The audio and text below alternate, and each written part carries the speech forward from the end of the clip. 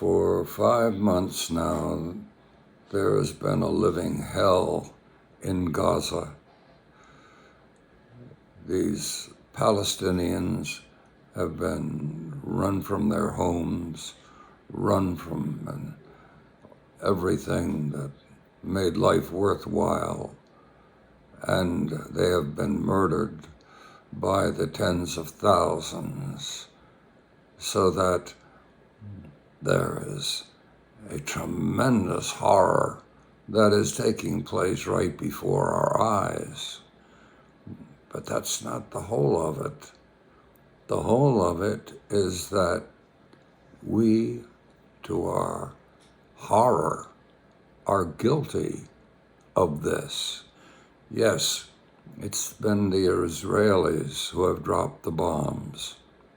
Yes, Israel has its own guilt, its own responsibility for the horror that's taking place in Gaza.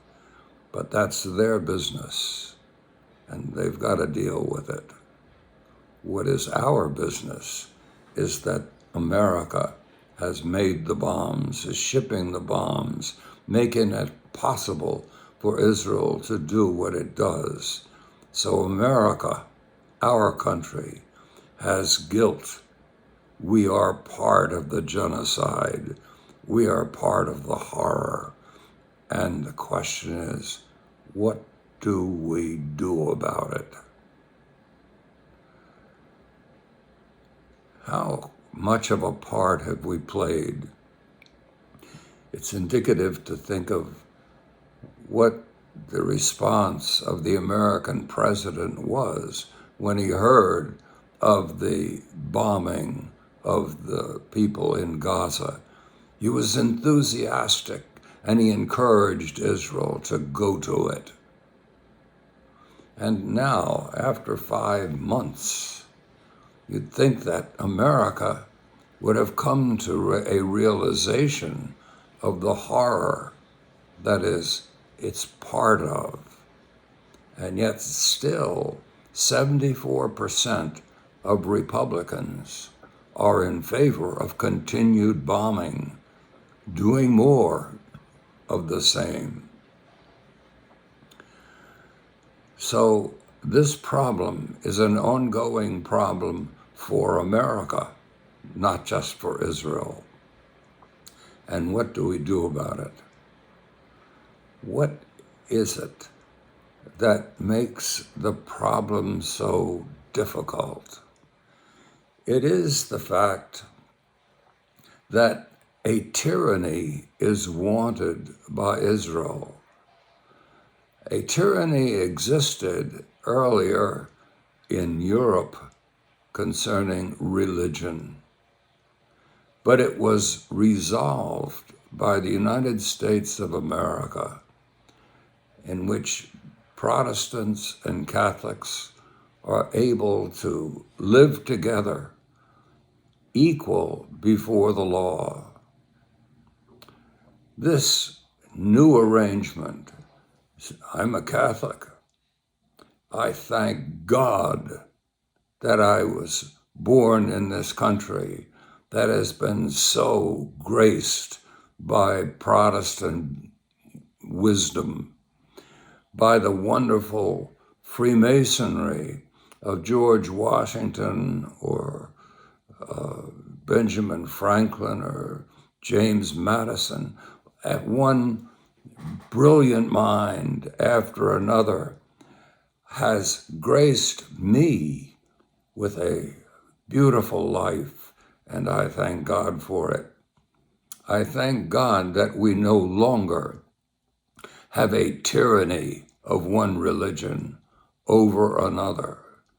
And so when we look at Israel, when we look at what Israel must become, we say, well, is it a two-state solution where Israel can tyrannize other religions while Islam can tyrannize other religions in their own area?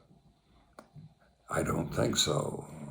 I think what you're looking for is the Americanization of religion and its equality before the law that must exist today in Israel. The solution that we're looking for is something that already exists in the United States of America and many other places in the world today. And it is not a continued tyranny of one religion over the other, even if that tyranny is restricted to a certain area. But how do we get there? Obviously, religions, when they consider the whole picture, decide that the religious question takes paramount position with respect to other questions, and they will not easily accord themselves with an equality before the law. So will Israel accommodate itself to an Americanization program? What is necessary between now and the point in the future when this takes place?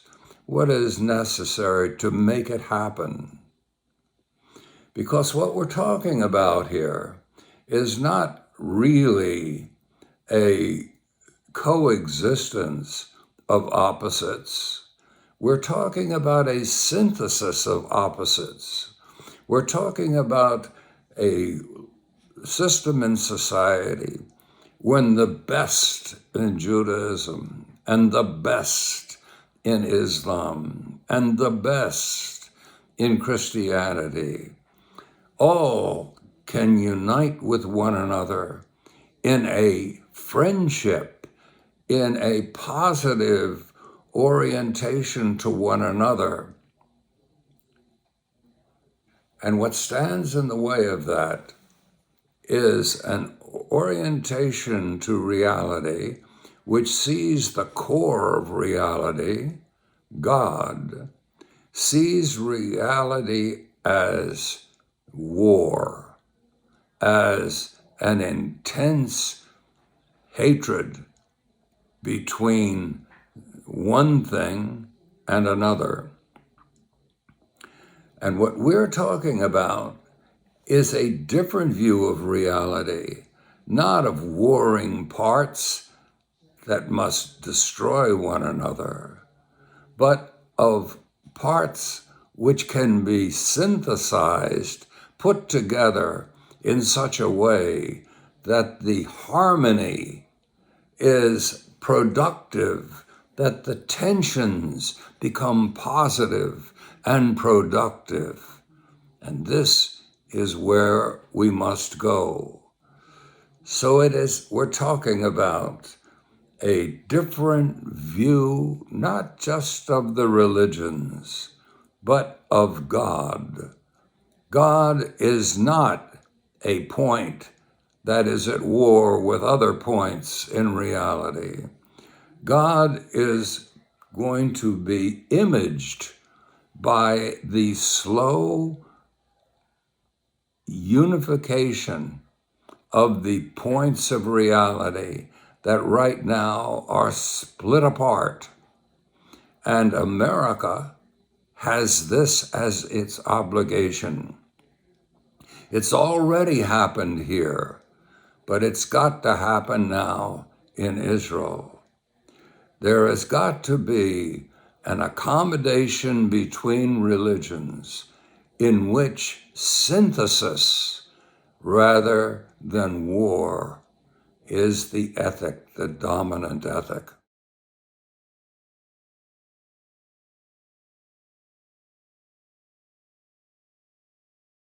America, Israel,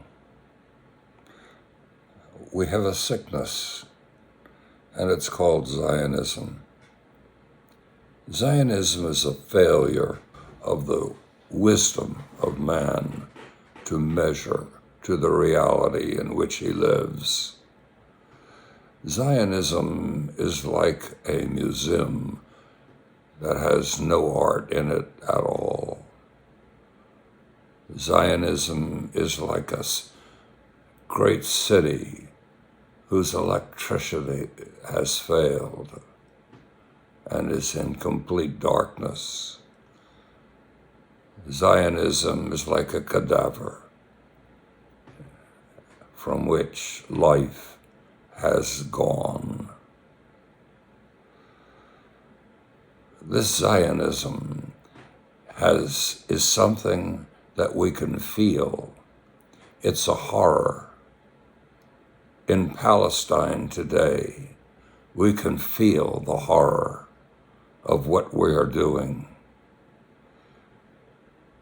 In American foreign policy, again and again, we are confronted with the horror of what we are doing, of our failure, the failure of our humanity to measure to the needs that are real in the world. And so let's give a moment to thinking about this, because Zionism is a disease that can kill us.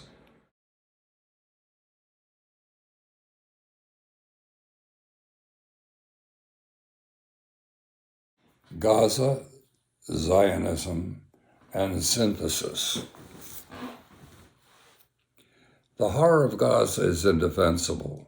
Intuitively, it is stomach-turning. It's an atrocity. For most, unimaginable evil. The perpetrator is, first of all, Zionism. Israel itself must decide of what its attitude is to be towards Zionism. But as an American, I'm concerned about America's descent, because it's our president who led the parade in the bombing of so many innocent women and children especially. And it's been the American media that has championed the cause of Israel, making the people who were being murdered the victims, the guilty ones, rather than the bomb droppers. But what should be done? Value conflicts are killing people all over the world, not just in Gaza, but in the Ukraine, well, everywhere, because value conflicts exist everywhere. So what is to be done about value conflicts? Friedrich Joseph Schelling, who lived between 1775 and 1854, was an important part of a movement to handle value conflicts in a better way.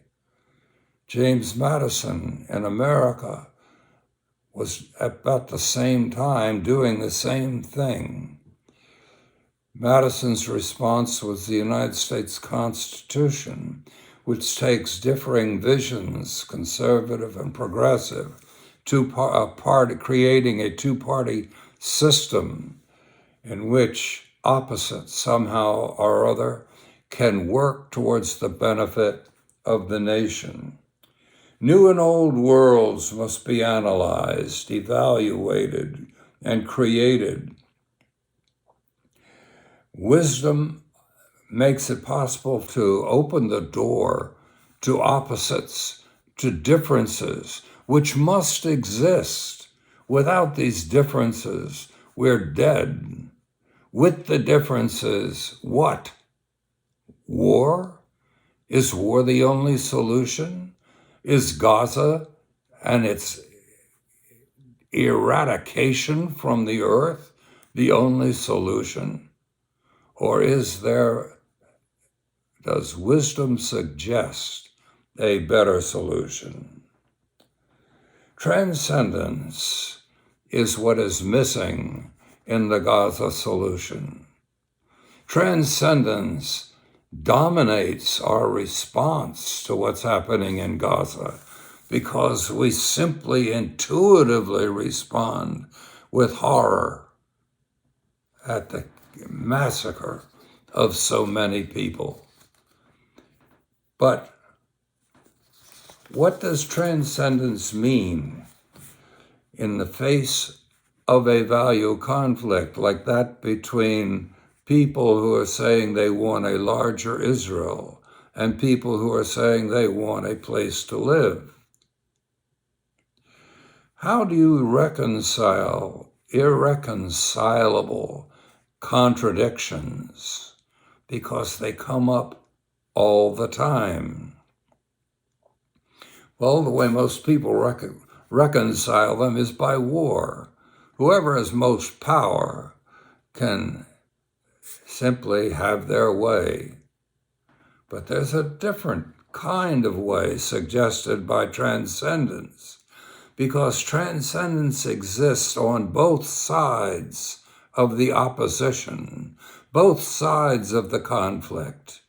Each side has a certain orientation to transcendence that must not be ignored or lost. And each side betrays transcendence in a way that must be overcome to whatever extent overcoming it is possible. So we're talking now about a resolution of value conflicts, which is called synthesis. That's what it was called by Kant and Fichte and Schelling. Synthesis. Synthesis means a recognition that the differences are necessary. They must exist and be respected in problem solving. Thesis means both respect for the transcendence that hides on my side of the conflict and respect for the transcendence that is hidden on the other side of the conflict.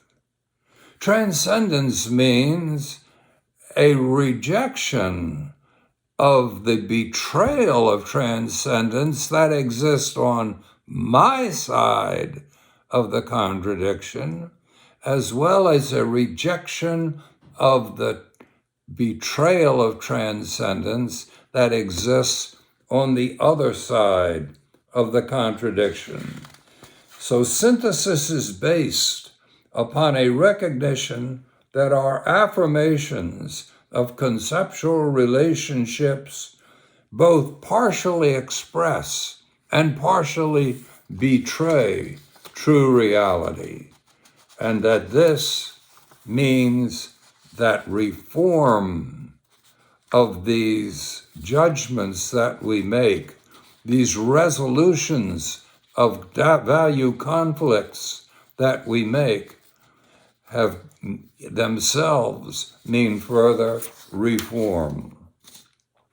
Synthesis creates out of warring opposites something new. This something is not a homogeneous unity. It weds opposites like husband and wife, like white and black. It weds opposites like Germany and England. It weds opposites between, as they're realized between people, between individuals. It reconciles these opposites by maintaining or persevering in its recognition of what is valid on each side of the opposition, but by a willingness to extract, to whatever extent it's possible, the betrayal of transcendence that exists on both sides of the opposition. So synthesis now is going to mean, first of all, gnosis. What is gnosis? Gnosis is an experience of the divine attraction of transcendence that is there in something. But gnosis is not enough, because both sides experience gnosis. Gnosis both recognizes the reality and betrays the reality. And so that it's necessary to reconcile conflicting gnoses. Gnosis gives us a sense of transcendence, and we couldn't do without it. On the other hand, gnosis betrays reality, and we must correct the betrayal by reconciling it with a conflicting gnosis. So the horror in Palestine has been produced in large part by a Zionist preference for the destruction of the enemy in the face of a value conflict, rather than by synthesis. The destruction of the enemy is an easier solution often enough, and certainly it's been easier for Israel in this situation, because to arrive at a solution that in which the interests of both sides are preserved, the true interests are preserved, and the false betrayals of true interests are eliminated. It's a very challenging prospect. It has been very difficult to achieve, and it has not been achieved. But what we can say is that if and when that value conflict between the people in Gaza and Israel, when and if that is going to be resolved, it will be resolved by synthesis. War does not resolve the conflict. It might put a stopper on it for a while, but the conflict will return. Synthesis, then, is the demand of transcendence. Who, then, is the enemy? Is the enemy just the other side? The enemy is, in a sense, the selfishness which refuses to open to whatever is valuable on the other side. The enemy for Catholicism, with its sense of being chosen, is not the other side, but it is the unwillingness to open to dialogue with the other side so that there can be mutual enrichment. The enemy for the Protestant who awaits the coming of Christ on the clouds so that he could sit on those clouds and look down and see others destroyed, and looks forward to this with joy. This is not being chosen truly. What being chosen means is bringing the wealth of your vision and exchanging it for the wealth of the vision of the person on the other side of the conflict. For Judaism, being chosen has got to mean an openness to synthesis. For American imperialism, it must mean a rejection of a false, totally improper desire to impose our ways upon the world, and a recognition that our ways, while right for some, may be wrong for others. There must be an ability to see and to evaluate gnoses. So we're addressing a secret of nature. This is not just something that has to do with political affairs between nations or between races.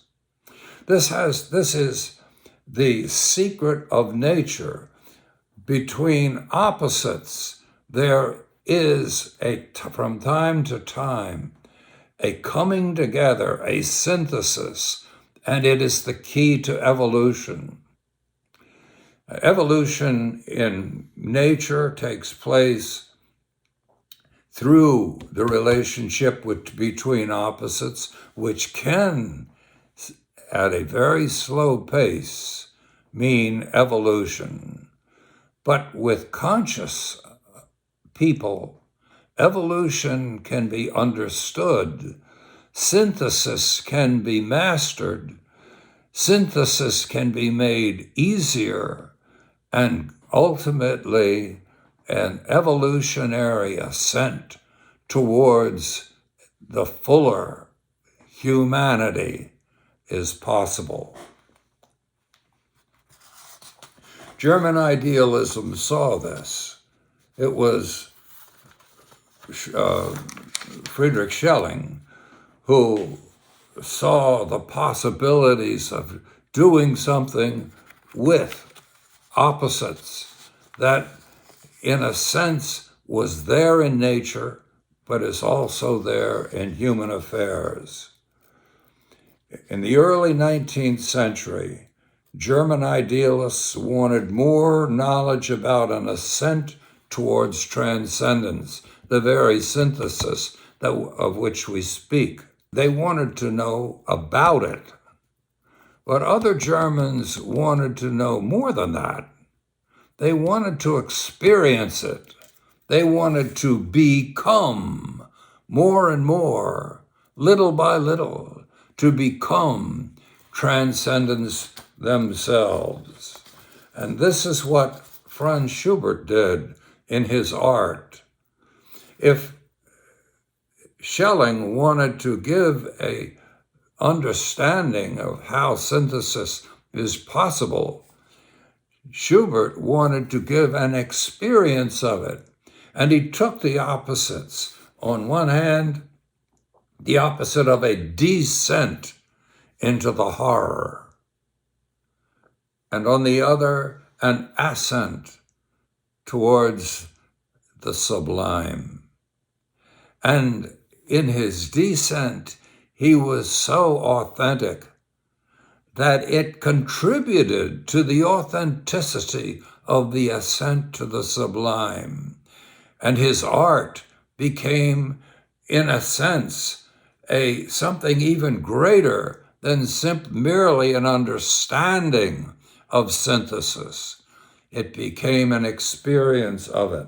So it raised Germany and America above the stars in unique ways at the beginning of the 19th century. Was precisely their enthusiasm for doing in different ways, in different situations, synthesis, reconciling opposites by way of synthesis.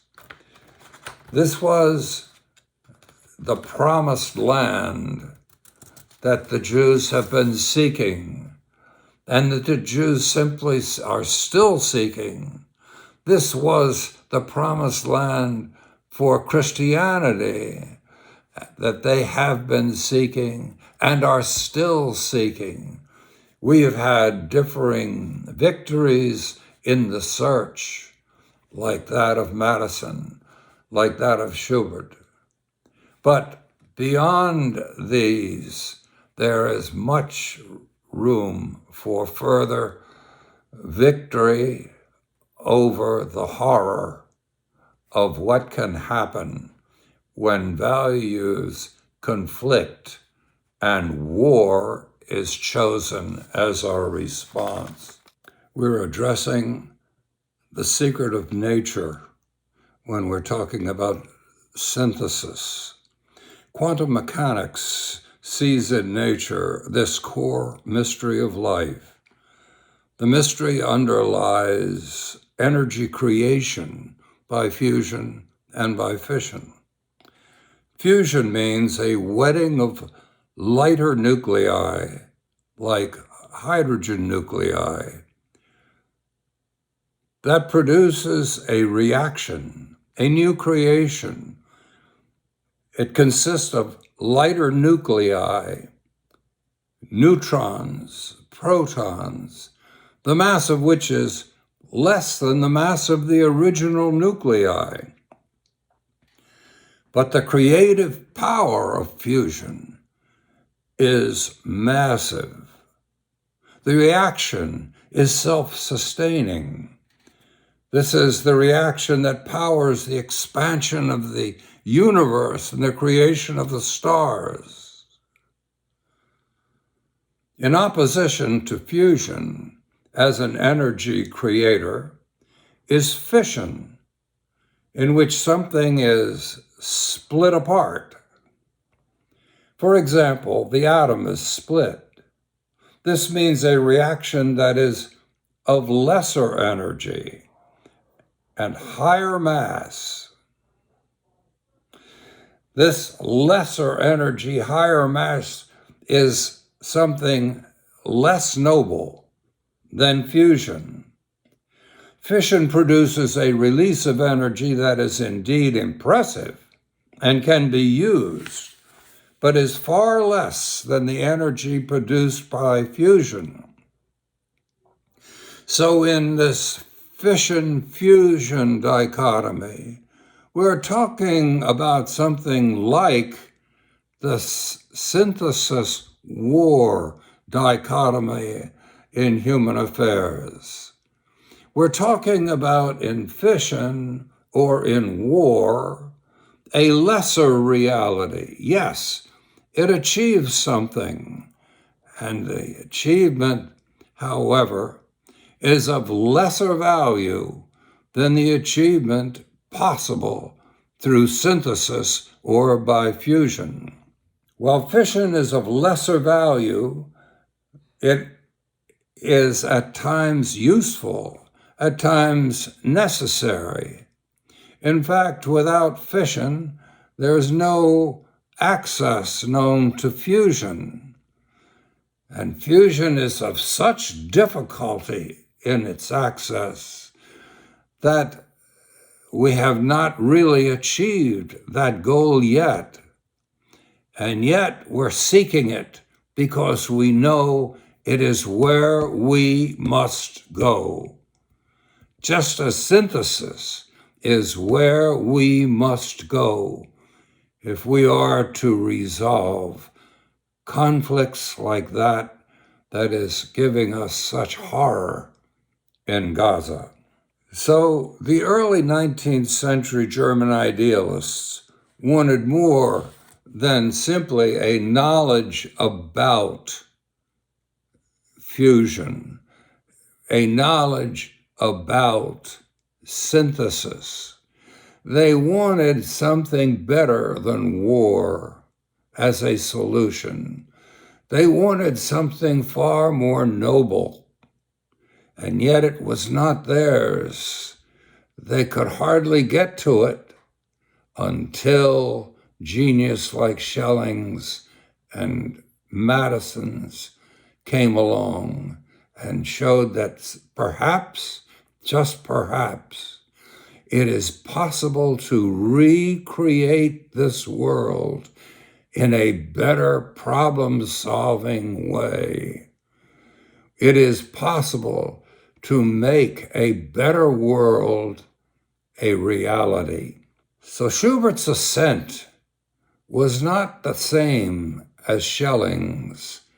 Yes, many similarities, but Schelling wanted to show the possibility, conceptually, of this ascent, whereas Schubert wanted to experience it. And so he chose art as his vehicle, music as his vehicle, so that we could experience both the descent into horror. And he did this with such authenticity that it's bone-chilling. But that descent made it possible for him to make an ascent with equal authenticity to the sublime. And so therefore the synthesis was not something simply to be understood, but something that Schubert wanted to experience himself and present that experience to other people.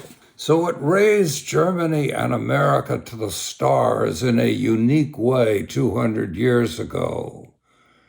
Gives us a possibility, a glimpse of what might be possible if only we can take synthesis and give it its reality in value conflicts like that which divide the Palestinians from the Israelis today.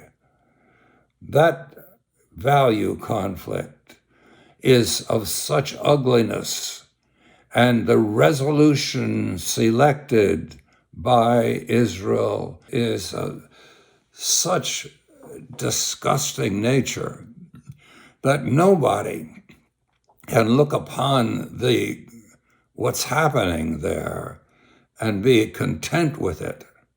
But to resolve it properly, we are being challenged to synthesize, to use human wisdom and bring opposites together in such a way that the true transcendence on both sides is recognized, while the betrayals of transcendence on both sides are lessened, hopefully eliminated.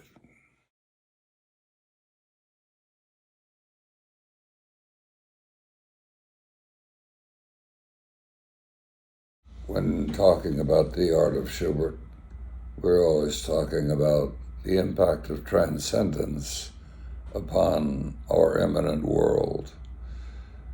And that impact of transcendence ultimately comes down to a relationship between what's outside of us to what's inside of us. And what's inside of us is kind of a soul print of God upon the human heart. There is something there within inside of us that gives us an orientation to the universe outside of us.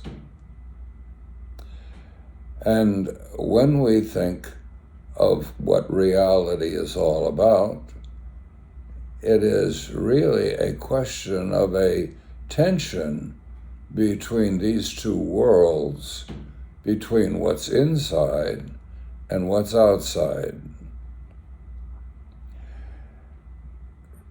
At first, we're aware that it's me and Mom, and outside means Mom. But then the outside gets bigger, and it's our house and our neighborhood and our friends, our city, our country, nature, the stars, the universe. The outside is enormous, and the inside can become more and more enormous as we go along. And the way it works is that outside, which was so full of concern for us, we were afraid of it. After all, what can we do in the face of the immensity of the cosmos? What can we do in the face of the immensity of anything outside of Mom or Mom herself? And yet, as our life goes on, and as this inner soul print of God takes form, we find that there is a richer and richer orientation to what is outside by virtue of what is inside of us.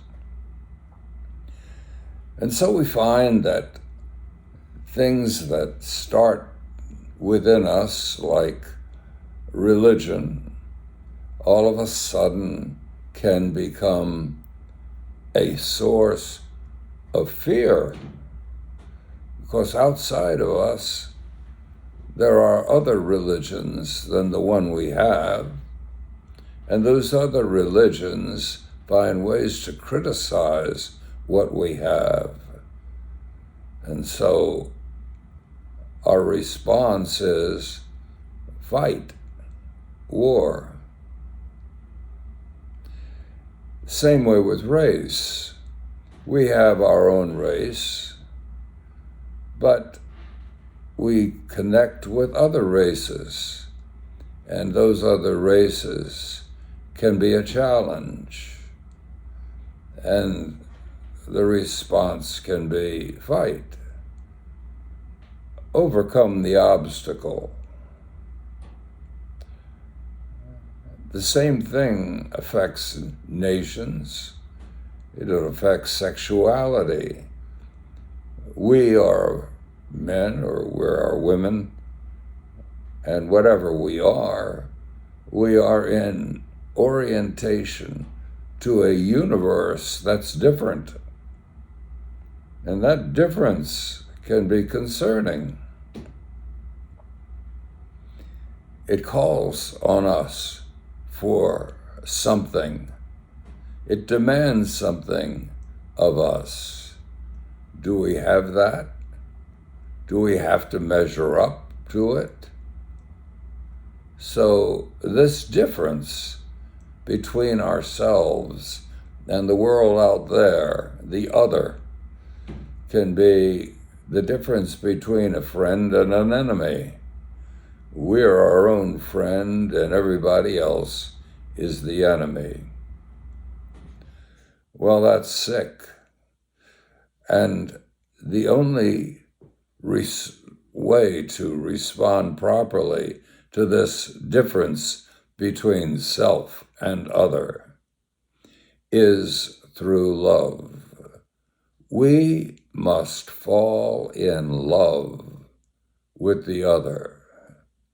Now that's quite a challenge, because the other is always different, always enormous, always exceeds our hopes and our abilities and our fears.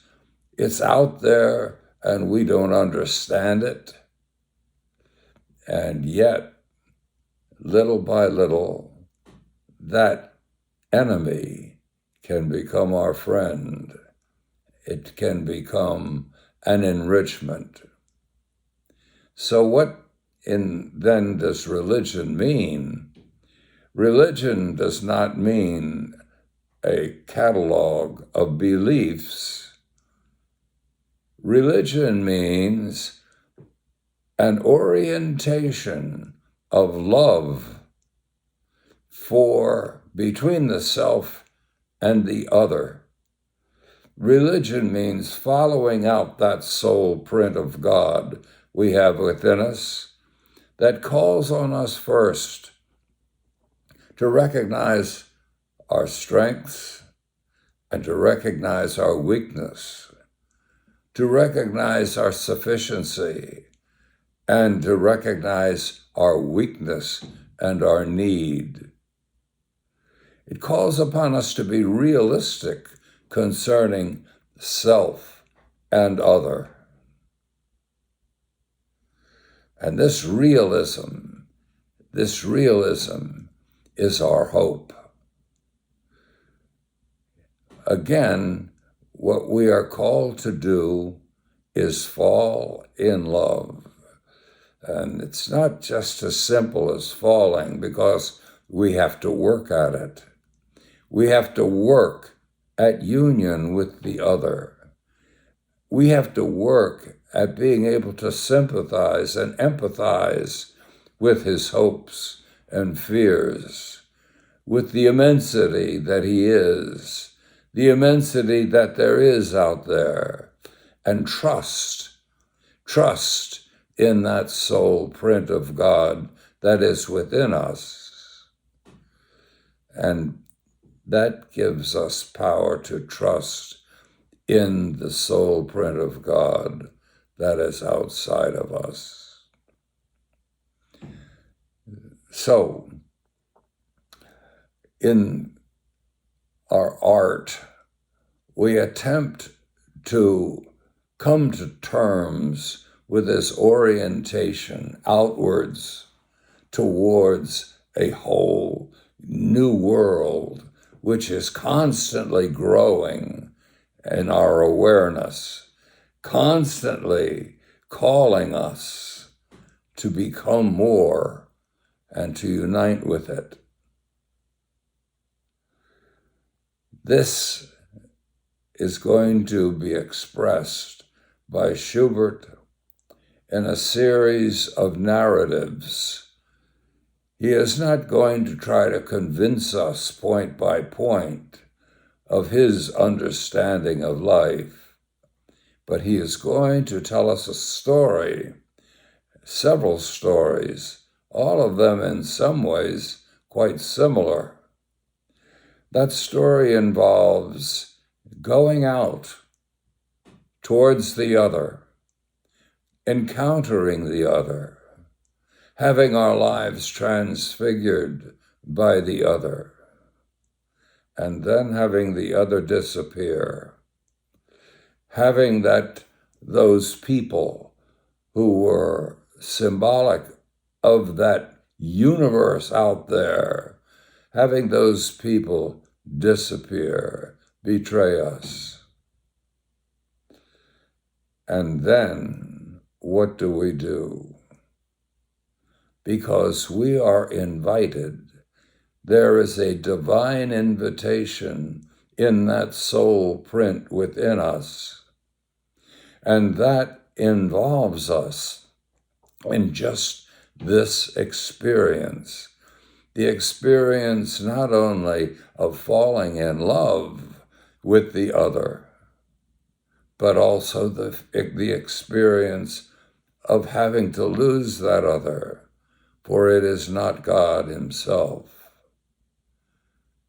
But the experience does not stop with the loss. The experience invites us beyond the loss, beyond death itself. And this is the mystery. This is the sweet mystery of life, that we are called to fall in love.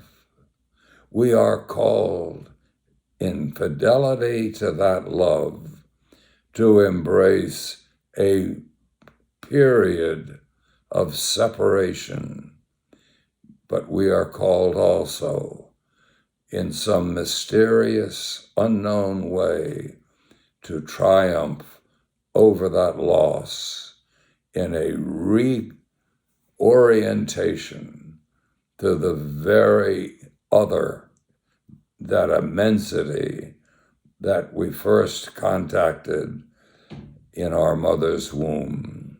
Why is Gnosticism important to us today? Because of gnosis. Gnosis is a kind of knowledge in which the real is experienced. It's not just known about, it's not just factual mastery, but the real is indeed experienced in its motion, in its movement from where it is towards where it ought to be. And this is the essence of gnosis. It is this knowledge of gnosis which gives to us a sense of where we're going, of where we ought to go, and what we ought to do.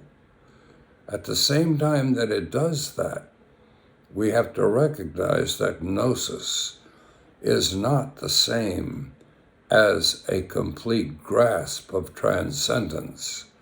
Gnosis is indeed an experience of transcendental invitation, but it's an experience that is partial. And insofar as it's partial, it betrays transcendence even while expressing it. So you say, what benefit is that?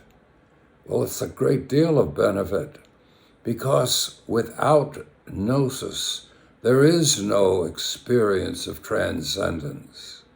With gnosis, yes, there is the necessity to go beyond the gnosis, to go beyond the knowledge, to correct it, constantly reform it. And yet there is that true grasp that is life itself to the knower. So what is the role of art here? Art is different from science. Science knows reality, that which actually is, but gnosis and the art in which gnosis finds expression experiences what actually is in the shadow or illuminated by what ought to be. And so there is a unique role for art in the human experience. Without art, the human experience is not human at all. So with this in mind, let's try to see what this actually means in society. Why be concerned about art and reality? Well, it's obvious why we're concerned about reality. Without a knowledge of reality, we have no control over it. We're simply its victims. But on the other hand, without art, we don't know what to do with our knowledge. Without art, we have no vision of what to do with oppositions, contradictions, like in religion. Without art, which senses both the betrayal and the fidelity of the knowledge to reality, to this fuller reality, without art, there is a sense that maybe our ideas are adequate as a guide for human endeavor. And so therefore in religion, our ideas about revelation are made into absolutes and imposed upon society. In sex, the ideas of one side are made into an absolute and imposed upon the other. In matters of race, the fortunes of one group are made into an absolute and imposed upon the other. And so what is the implication here? What does this mean? Not only does it mean that we've got to avoid making an absolute out of gnosis, but it means that we've got to recognize the limitation of our own gnosis and our hunger for the gnosis of others. Yes, to gain a synthesis of these opposites in every field, there must be a very, very hard task accepted of finding out how to make a productive tension out of a tension that can be otherwise quite destructive. How do you take potential enemies and make them into treasured friends? This is the question in marriage. This is the question in international relationships. It's the question in racial relationships. It's the question throughout life. Opposites constitute an irreducible reality. One is not reducible to the other. And at the same time, one needs the other. And through creative construction, these opposites can be synthesized and made productive, made beautiful. So all the time we're reaching up for something that is beyond us. This is the essence of gnosis. Gnosis is reaching for something, experiencing its beauty, or some of its beauty, experiencing its attraction, and at the same time failing to encompass that beauty completely. But it tastes it. It hungers for more, and it is the key to life. So art has a role here in society, and I have focused upon the art of Franz Schubert because here was a man who up until his early 20s had basically seen his gnosis as the beauty of the divine invitation. It's expressed in nature, it's expressed in the stars, it's expressed all through the beauties of the Austrian countryside, and he sings of it constantly. It's expressed in sexuality, and it's expressed in the love that he has for a woman. He contracts syphilis and almost dies. And then comes a very important passage in his life.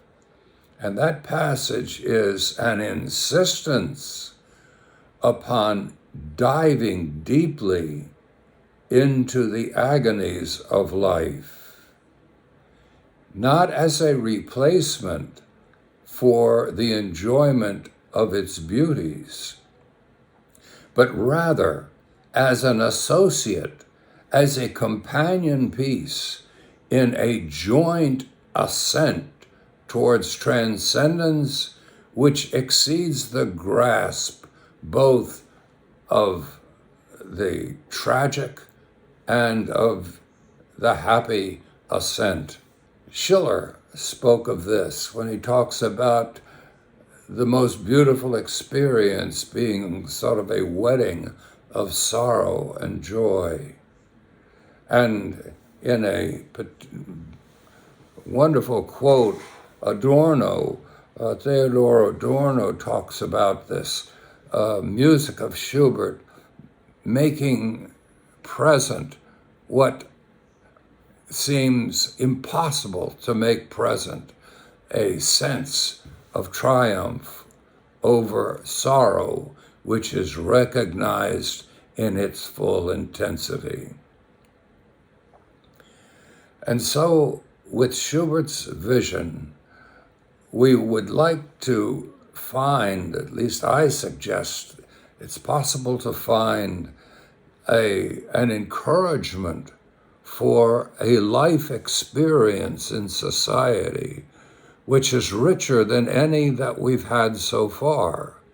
I think John Kennedy had that vision. He had that quest for peace and that recognition that constant war is something that is intolerable. Constant war between opposites, that when we find a group of nations who think differently and who have different values, it's not right to simply go to war with them because war then is never ending. What Kennedy suggested was the creation of a productive tension between the nations. And he tried to communicate with other national leaders, not just of friendly nations, nations at odds with us. And for this reason, perhaps, he was murdered. And so we have this reality of dealing with irreducible opposites, not through war, but through synthesis, the synthesis that was developed by Kant and then further developed by the followers of Kant and especially by Schubert.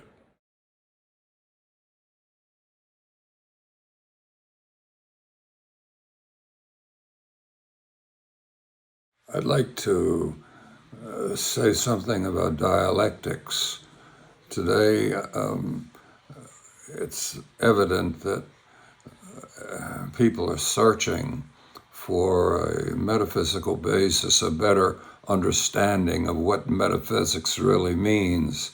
And in doing so, it's important to get it right. And one of the themes today that I hear is a condemnation of dialectics as a centerpiece of an ethic. And in my estimation, the dialectics are central to the ideal ethic. And so therefore, let me say a word or two concerning that. We're talking in dialectics, we're talking about a reach for reality. Reality consists in tension between transcendence and immanence. And this reality is experienced and is known about factually. In other words, there are two ways by which we know this reality of a tension between transcendence and immanence. The first of these ways is experiential. We experience the importance, the dynamic tension between transcendence as it affects immanence, calling immanence towards itself, immanence rising and falling in its relationship with transcendence. And this is not simply a fact that we affirm, it is an experience that we know in our bones. Everybody knows it. And this knowledge then is a very important constituent of the human experience. The second way of knowing is fact knowledge, fact mastery. Fact mastery is basically the approach of science, and we try to affirm relationships between real things, and when we do, we test it, and when we can affirm it unconditionally, we say we know it as a fact. So this is a different thing because the experiential knowledge is a kind of identification between knower and known. Fact mastery is not. It hasn't anything to do with this identification. It's simply an establishment of the relationships or affirmations of relationships between things. So I know John in two ways. I know Mary in two ways. The first of these ways is through identification. I experience John and Mary in their hopes, their desires. I'm in some way limited, of course, united with them. And the second way I know them is I know facts about them. I know where they were born, how old they were, their brothers and sisters. But the world of facts is always an impoverishment with respect to the world of experience. Now, the world of experience has a problem, and that is that, well, we call this experience of reality gnosis, because we identify with the known thing in its orientation to transcendence. To some extent, we identify with their yearning for transcendence, for the good, and with their abhorrence of non-being. So this is a challenge to man to, first of all, recognize that there are two ways of knowing and that they are very different from one another, and that they must be synthesized by the wise man. Wisdom means bringing these two kinds of knowing into a unity. So reality then is one. Reality is transcendence, which is one. But reality is also paradoxically many, because immanence is many.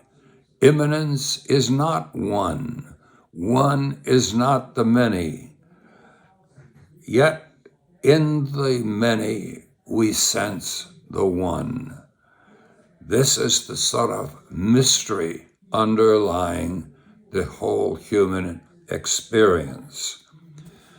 So the source of the world dynamic is this hidden reality of transcendence, the hidden reality of the one, which calls to the many, bringing the many, empowering the many to be more and more an image of the one. In the book of Genesis, the mankind is called to unite, to procreate, to fill the earth.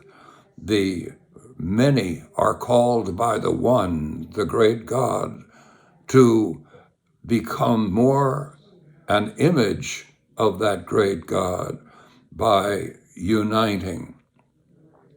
So we're dealing with a very basic dynamic in reality here. We're dealing with reality here. And reality is, we can call it dialectical. There is a reach of the many towards the one, an imaging of the many, of the one. The dynamic comes from both the creativity of the transcendence and the hunger of the one for that transcendence. So the dialectic is a reach of many for what it cannot be, and yet at the same time can become more like that one. And here is the mystery. Paradox is everywhere. The many want to be the one, are called to be the one, and are called actually to image the one little by little throughout history. This underlies evolution. It underlies morality. This is what morality is all about. Transcendence cannot be identified with by the many. Transcendence is always transcendence, and yet it is calling man, calling the world, calling all of creation to replicate or image that transcendence in its own unique way. So the importance of the synthesis that unites immanence is absolutely central. The importance of Kant's emphasis upon synthesis as the proper conclusion of the tension between opposites is centrally important. The catastrophe of Hegel's messing around with this synthesis, with this motion towards imaging the transcendental one, is terribly important if we are seeking happiness and health, whether it be in racial relations, sexual relationships, social relationships, international relationships. It's going to be always not by a war between selections, between opposites. It's going to be by way of a synthesis of opposites. This is why the scripture puts such an important emphasis upon love. Love is a personification of synthesis. So this is why it's so important today in the reestablishment of a metaphysical vision. It's so important to recognize the role of transcendence and immanence in an understanding of reality. And it's important to recognize that dialectics defines the reach upwards towards transcendence by immanence. And in a negative way, it's important to see the catastrophe to the human event when a Marx takes the opposites and either selects between them or abolishes both in his reach for an ethic. It's important to see what a catastrophe identity politics is when it selects between opposites. It's important to see how totally the key to health is a synthesis between opposites, as challenging as that may be.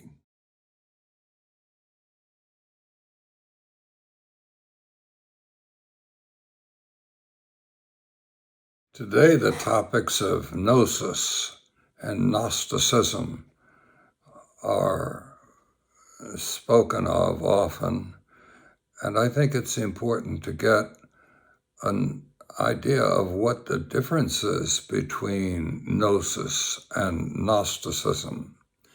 Gnosis is the experience of transcendental attraction, and Gnosticism is an ideology that attempts to understand the implications of this experience of attraction.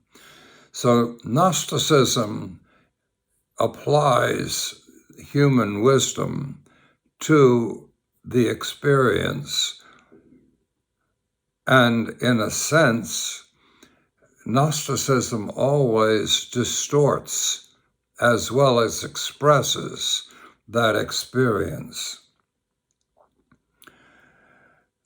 There is then a kind of knowledge which is experiential, which is intuitive, which grasps reality in its own way. It's like the difference between knowing your wife as a person, as you do know her, on one hand, and knowing your wife in terms of facts about her, on the other. In one case, you have gnosis as your knowledge of your wife, and in the other case, you have ideas about your wife. The two differ. So what is the importance of this? gnosis can and must be synthesized, because it is through ideas about gnosis that we gain power to control reality. So the different ideologies that we create based upon gnosis are very important to us, and without them, we wouldn't be able to do much. But it's also important to recognize that these ideas about gnosis distort them inevitably. And it's also important to recognize that the gnosis give us a kind of knowledge of reality that the ideas, the ideologies do not do. The ideologies can tell us only about reality and do not give us that experience of it. So what we have really is a kind of knowledge that by which we identify with reality. We experience it. We experience the people that we know through gnosis. We experience our race, our racial orientation to reality through gnosis. And we experience our sexuality. We experience our nationality. We experience our religion through gnosis. And these gnosis give us an experience of the real that is really real. And at the same time, each gnosis is partial. Each gnosis then betrays the real by virtue of limiting it. So we have a kind of knowledge which is essential to us, that is gnosis. But it's also a kind of knowledge which demands an accompaniment by reason, by knowledge about, so that we do not overemphasize or overestimate the relevancy of each gnosis.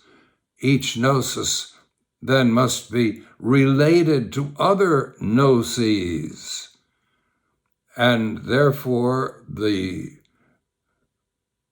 ethic that is experienced is one of synthesis. Now, this is very important.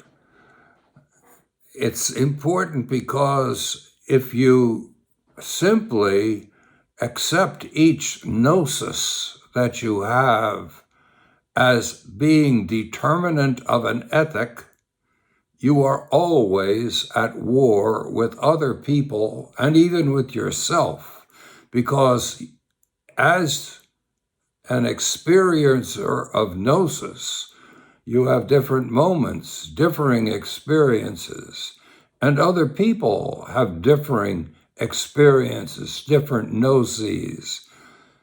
So synthesis is the necessary ethic that is demanded by a valid philosophy. Now, this leaves you with a kind of dualism.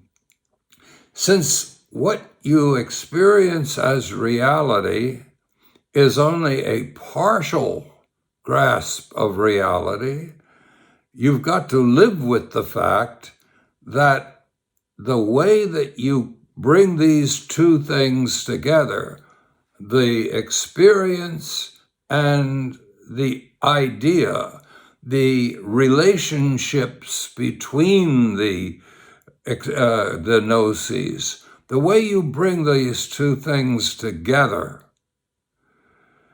is, in a sense, unsatisfactory.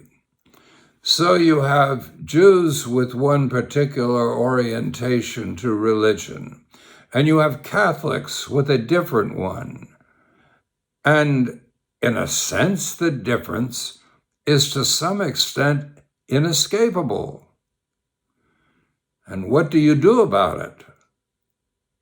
Well, you can either go to war, or you can synthesize the opposites. What do you mean by synthesize? Well, think of a relationship between man and woman. Two differing gnosis, two differing experiences of reality. And it's a challenge to actually synthesize. But when the challenge is met, the experience is marvelous, beautiful. And this basically is the paradigm that we seek, because we are involved in a universe of differing experiences of reality, each of them bringing us some unique orientation to transcendence. None of them should be simply dismissed, and yet all of them put us into a tension with the rest of the world, a tension that can either be resolved by synthesis or by war. Now, Immanuel Kant and the people who followed Kant were aware of this kind of central metaphysical challenge. What do you do with gnosis?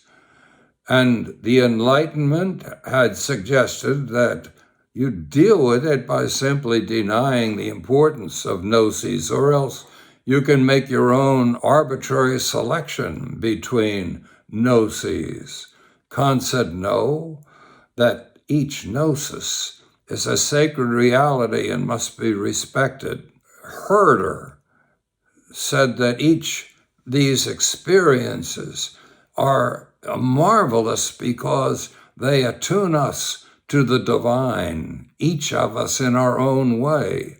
And so the importance of gnosis is difficult to overestimate, impossible to overestimate. And yet at the same time, these experiences can conflict. Schubert took these conflicting experiences, for instance, the experience of the divine invitation to transcendence on one hand, and the horror of the experience of the loss of love, the loss of the one that gnosis had united, with whom gnosis had united us. And so you have these opposites, and what do you do with them? According to these men, you synthesize, and it's not an easy task, and yet it is where health and happiness lie. In contrast to this, there were philosophers like Hegel and Marx who suggested that there is possible a unity, a monolithic vision of reality in which all of these differing gnosis can be united. They can all be not just synthesized, but they can be homogenized, brought into a great unity. And that unity is going to be achieved by people like Hegel himself. He's going to find that overwhelming unity and then impose it upon the world. And Karl Marx suggested the same thing. And today we have identity politics, which suggested that we're going to arbitrarily select that unity that is going to be imposed upon everyone. So in racial matters, we choose blacks over whites. Others have chosen whites over blacks. In religion, Groups choose their particular gnosis and go to war with other groups. In the matter of sexuality, it can be a magnificent thing when there is true synthesis of opposites and the opposites remain. But when one of the opposites is selected and the other rejected, there is only war. So this issue of what do you do with opposing gnoses can't be overestimated in its importance. If the answer is the answer given by Kant and by Schubert, if the answer is synthesis, in some way or other, reconciling yourself to your inability to intellectualize properly and completely the unity that is there only in transcendence, only in what is beyond our reach. If we recognize that, then we are on the way to salvation. This is what happiness and health can mean. So I would suggest, therefore, that this Kantian and post-Kantian dealing with the issue of the experience of transcendence is central. It's central to the way societies must conduct themselves. It's central to the way that the United States of America must transcend its own orientation to liberal democracy and recognize that there are alternative orientations that others prefer, and that somehow or other a synthesis must replace the single ideology that we have preached and that others have preached to us. It's time to ascend to true wisdom.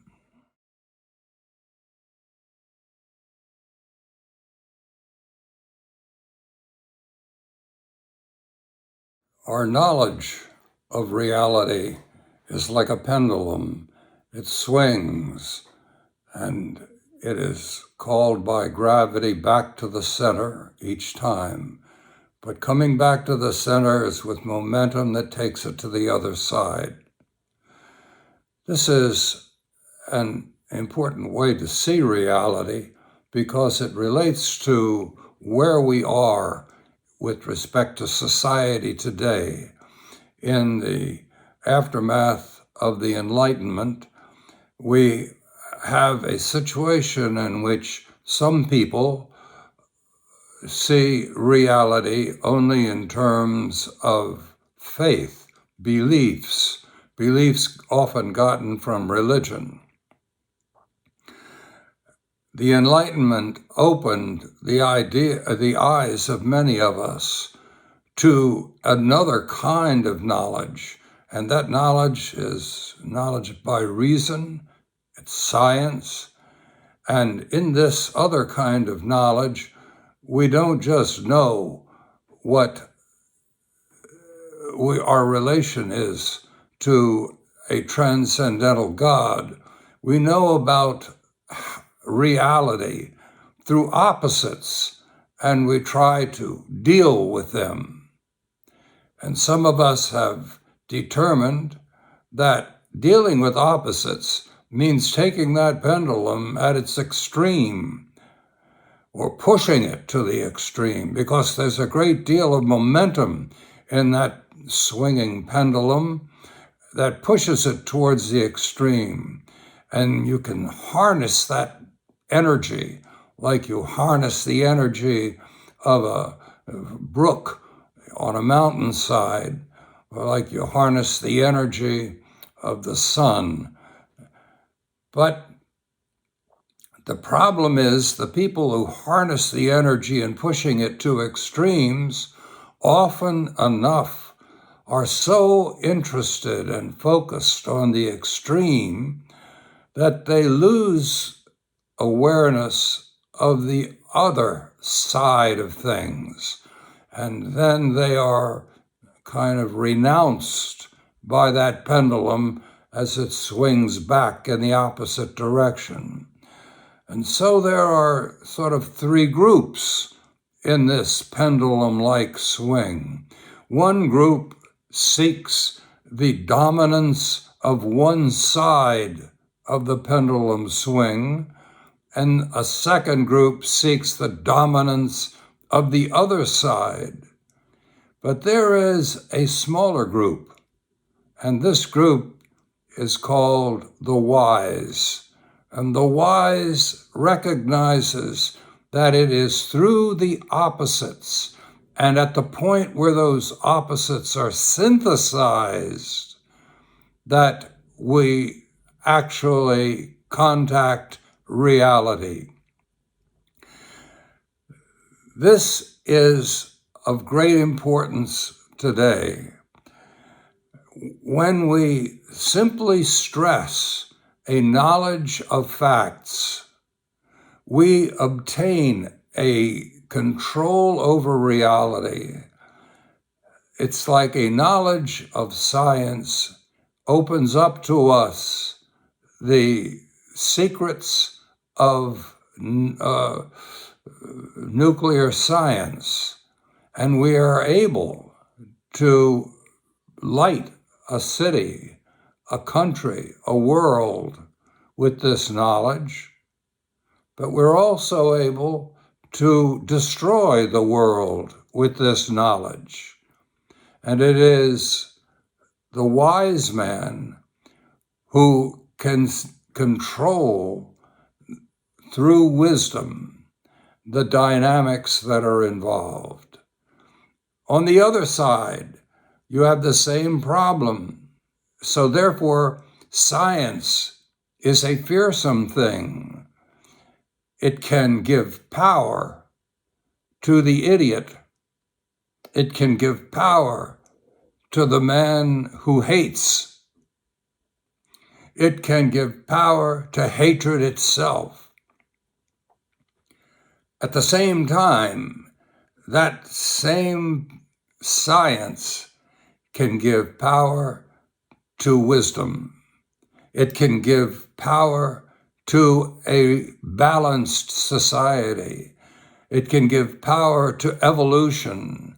It can hasten evolution, make us more flexible. So what is this wisdom that encompasses both sides?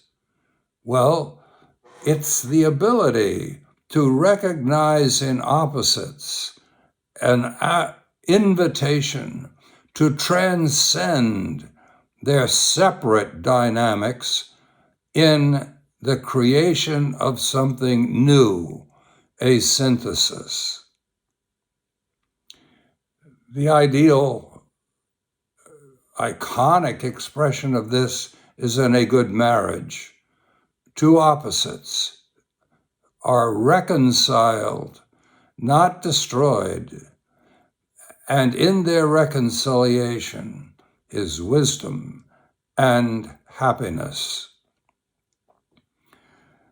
So therefore, what we seek today is a metaphysics that transcends the idiocy of the single pole, whether that single pole be in one direction or in its opposing direction. The single dynamic. It's recognizing the fact that there is, in reality, a pendulum-like swing between opposites, and it is through synthesizing the opposites that these poles are brought together and the dynamics are reconciled in a productive tension that recognizes the validities on both sides. How do you determine this? How do you determine what is valid on each side and what is simply an ideology without meaning, an ideology capable of destroying the world? That is a deep secret in the hearts of man, that he has this ability which can be slowly awakened to respond to true value in art, to true value in politics, to true value in religion. This true value will be the embrace of the beauties of religion on wherever you find it, an embrace of the values, true values in art wherever you find them. But it means that there must be the ability to bring the opposites together and seek an ascent through the tension between the opposites, a productive tension between the opposites. Those opposites on one hand are so powerful that they can destroy society, but on the other, they are so full of true life that they can redeem society and make them ascend towards a true image of the divine.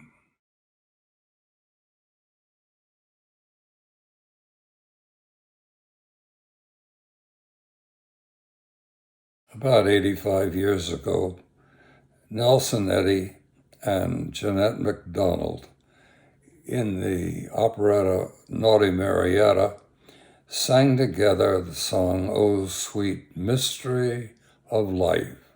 At last I've found you. It is love and love alone that brings us to this higher reality."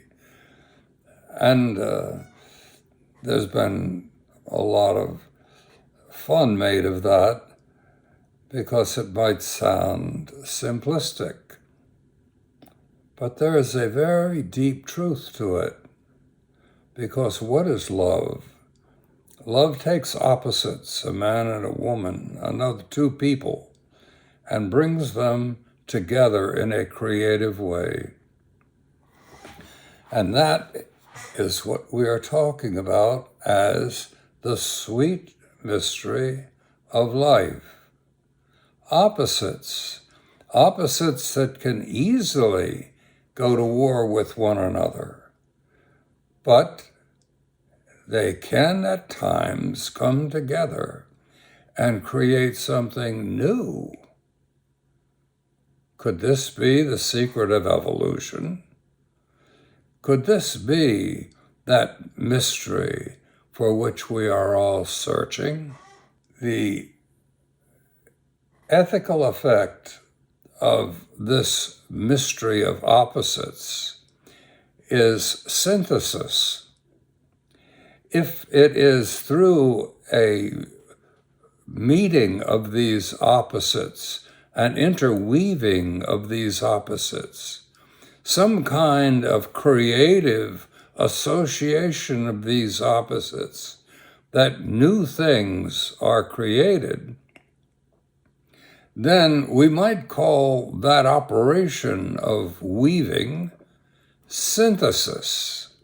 Synthesis takes opposites and leaves them as opposites, but finds so much in common that bind them together, but never deprives either of the opposites of its true nature, never demands a homogenization which will destroy either or both of those opposites. So what we're talking about here is something extraordinary. And let me give you some cases in point. Today there's a war going on in Ukraine. Ukraine and Russia are at war. Ukraine wants its freedom. Russia wants its buffer. And what did they do but actually come to some kind of arrangement which would satisfy both? But when they came to the President of the United States, he convinced them that it's a better thing to go to war. And so they have been at war for quite a long time now. Hundreds of thousands of casualties, of deaths created. So here you have opposites that decided that war was a better solution than synthesis. A synthesis was possible, but it was simply rejected. In Israel, you have a value dispute between Israel, which wants to have a larger Israel, and the Palestinians who want a place to live. Here are opposites that can they be reconciled? Well, I don't know, but they certainly are not reconciled as I speak. And the reconciliation would be very demanding of both sides. But failure to reconcile and the choice of war as a solution to this dichotomy has been disastrous, and the world looks with horror upon the bombing of defenseless women and children. By the tens of thousands they have died. So what we are speaking about is something that has practical consequences. And you know that in your own life, because value conflicts are what you run into all the time. They're damnable. They're very painful. They're hard to deal with. And sometimes it's easier to fight against that person with whom you cannot agree. But what I am suggesting here as the sweet mystery of life is that if that problem of value conflict is going to be solved, it will be solved by synthesis. War does not do it. In religion, you've got the same problem. In Judaism, in First Temple Judaism, there was a great lady, and this feminine reality, this feminine goddess, coexisted with other gods. But in Second Temple Judaism, this great lady was annihilated, written out of the scriptures, of the Hebrew scriptures. And so you had a contest, actually, between a masculine and feminine deities that had to be reconciled on one hand, and a strictly masculine deity who called all the shots on the other hand. And so here again we have in question the mystery of life. Who had it? In religion today, we always have, again and again, the surfacing of an orientation to a feminine deity. This is an accompaniment to an orientation to a masculine deity.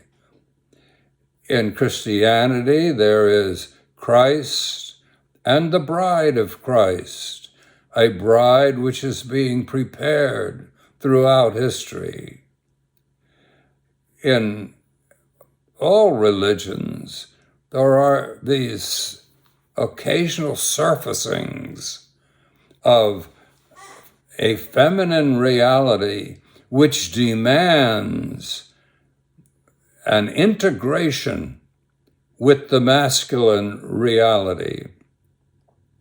And when there is no integration, there is eternal war, because one understanding of transcendence is given power, and other understandings of transcendence are denied power. This is the case, of course, with Judaism, who finds that itself, they have been chosen. Here is a people chosen by God, and other people are not. Some Jews see things this way. Some Catholics see things the same way. There is this church that has been created by God to take the place of or become the perfection of the chosen people of the Old Testament. And there are those who wait for the ending of time, when Christ will come seated upon the clouds of glory and call those chosen people to sit with him up there and watch others perish in the wrath of God. So this vision of whether there is in God, whether there is in reality something that must be understood dualistically, understood through opposites, is a very important question. It leads people to see themselves in one way or another. It leads people to see themselves either as those few people chosen who will survive, and to disdain the others who are not chosen and who will not survive. So at the root of this problem, there is, in a sense, an understanding of God. What is this God? Well, everyone could recognize that this God is one. But to understand that one, you've got to understand him or her or them. It's got to be understood dualistically, as if there is this truth and that truth that are incompatible, and yet both are expressed in this one. So that the one, the transcendent one, is in a sense partially unknowable. We know it through the many, but the many at the same time betray the one. So there are a lot of very, very interesting issues that are raised by this vision. Reality is what we're talking about. Is reality exactly what we know? Do we know reality? Well, yes, we do. We have a certain knowledge of that reality. But that knowledge is at the same time a betrayal of the reality. And so you could say also that we don't know that reality. We do and we don't in different ways. And getting at this, here is the mystery. This is the mystery of life. If we think that our knowledge is not subject to a betrayal of the reality, we are going to cause a lot of problems in this world because we will step on the toes of others who are equally convinced that they have a valid knowledge of the transcendental. And they're right. We're right. They're right. We both have valid knowledge of the transcendental reality. And at the same time, we both have in our knowledge a betrayal of that transcendental reality. To miss that betrayal is to cause problems, the problems that are tearing our world apart today. So the United States, for example, must decide what kind of world are we trying to create. The United States has great power. It's got a great deal of wealth, and it can do a lot in terms of directing what is going to happen in the next century. And whether we do something good or bad with this power is very important. It's important to us, it's important to everyone else. We might, if we are wise, actually accord ourselves with reality as I am describing it. Or we can rather go to war against that reality. That reality suggests that we have got to recognize the limits of our wisdom as well as its validity. So, should there be a single nation that dominates world culture over this coming century? I would say no.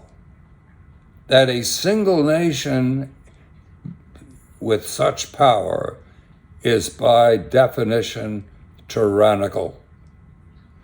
And therefore, what we must do is come to terms with the limits of our own vision and a respect for the vision of others, and we will end up rather with several centers of culture in our world, 3 or 4 perhaps one based on Russia, another on China, as well as one upon ourselves.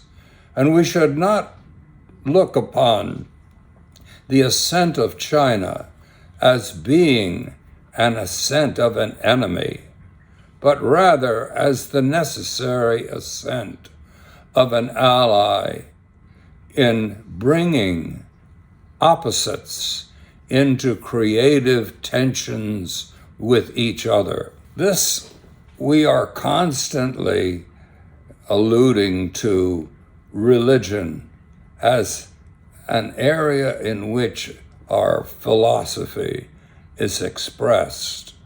And that's because, in a sense, spirituality and religion are very close to the very core of what we are and who we are.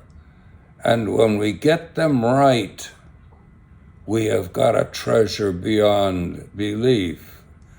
And when we get them wrong, we become tyrants. So, what is this divine center of everything? This God this transcendental reality that we are attempting to emulate, to become images of in our own lives. We call it the Trinity, we call it Trinitarian. And in calling it Trinitarian, there's another new question. It's actually the same question we've been talking about throughout this discussion. Is Trinity to be a monolithic descent from a speaker through a word into reality? No. Well, if it is that, then we have the single expression of the divine, of the transcendental. On the other hand, if the Trinity is something akin to the mother, father, child, the opposites coming together and creating their offspring, new life, new reality, then we have a way of building a universe. We have a way of building a new society. So each religion has its adherents who espouse one vision of reality and often enough deny the other.